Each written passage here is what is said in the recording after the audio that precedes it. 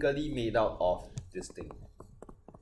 Level 3 and evaluation skills, alright? So you try to get L3 and then you add on 5 marks for evaluation. This is 10 plus 5. Now I do not wish to make this too complicated, right? I'll simply tell you that level 3 answers, you need to fulfill 3 criteria, alright, before you can hit L3. The 3 criteria here is balance, content, and context. BCC, okay? Balance, content, context gets you level 3. And balance means your answer needs 2 sides, okay? So we normally say, oh, you need a thesis and you need the antithesis, right? These are the 2 sides. But of course, 2 sides can sometimes be more than just a thesis or antithesis. Okay, depends on the question. If the question asks you whether discuss the impact of something on consumers, we don't really have antithesis like no impact, okay? But the 2 sides will be big impact, small impact, okay? Content is what differentiates an econs essay from GP, all right? GP, you don't really have this thing called rigor.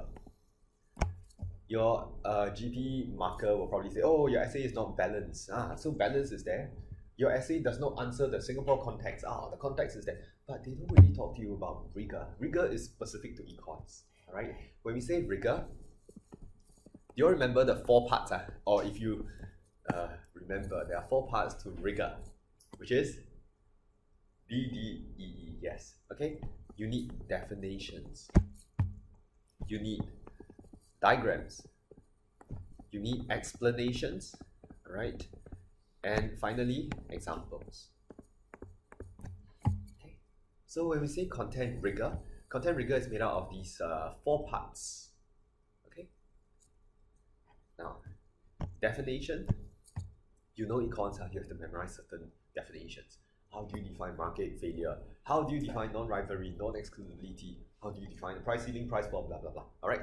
In the guidebook given to you, the thick one, okay, in the thicker guidebook, at the first part of every chapter, there's a list of key definitions.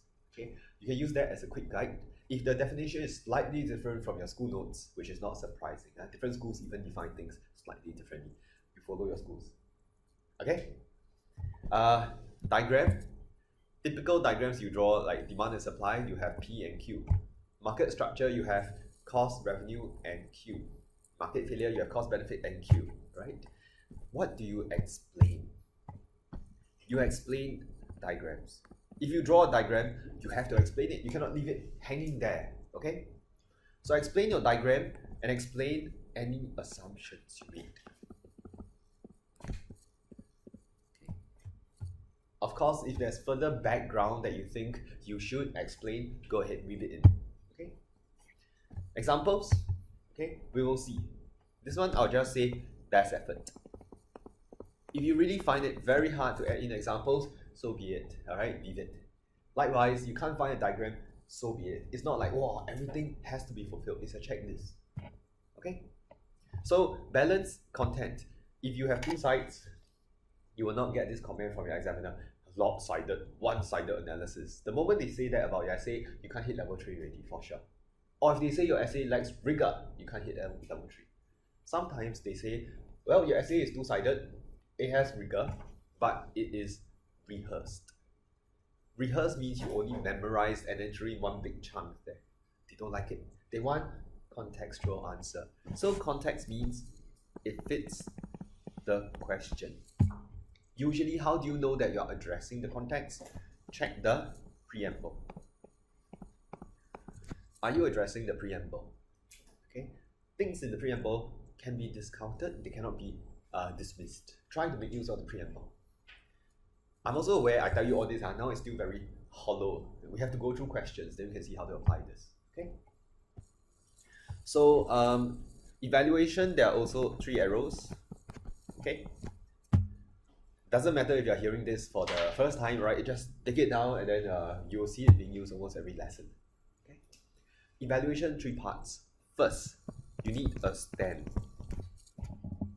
Now, I prefer to use the word stand instead of conclusion because stand is a very clear verb. you cannot sit on the fence, right? You need a very clear outcome. So stand. And you can even split your stand according to different contexts. A very common one is, oh, what's your stand in the short run versus the long run? How would things be different? Okay. Stand, context, and the last one, you could challenge your analysis. Okay. So you can challenge your analysis, like DDSS. We tend to say, hey, ceteris paribus may not hold. Okay. Then market structure. We tend to say things like, oh, the firm may have alternative objectives. The firm may not want to maximize profits. It may be interested in something else. In market failure, a very common one is, well, the market can fail, but the government, when it comes in, it can also fail. I'm not saying these are compulsory, but these are very commonly used. Okay? So I've just given you a quick recap of how to get level 3 for a part B essay, BCC. And then if you're looking at evaluation, right, the 3 parts.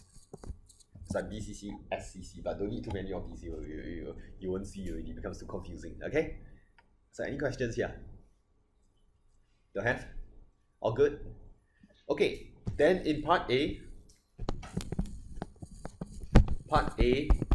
forget about writing a stand, forget about challenging your analysis. There is no evaluation credit for part A. 10 marks is all for level 3. But there's no need for balance.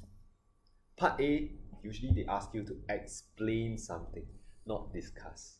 You don't need to say, oh, but on the other hand,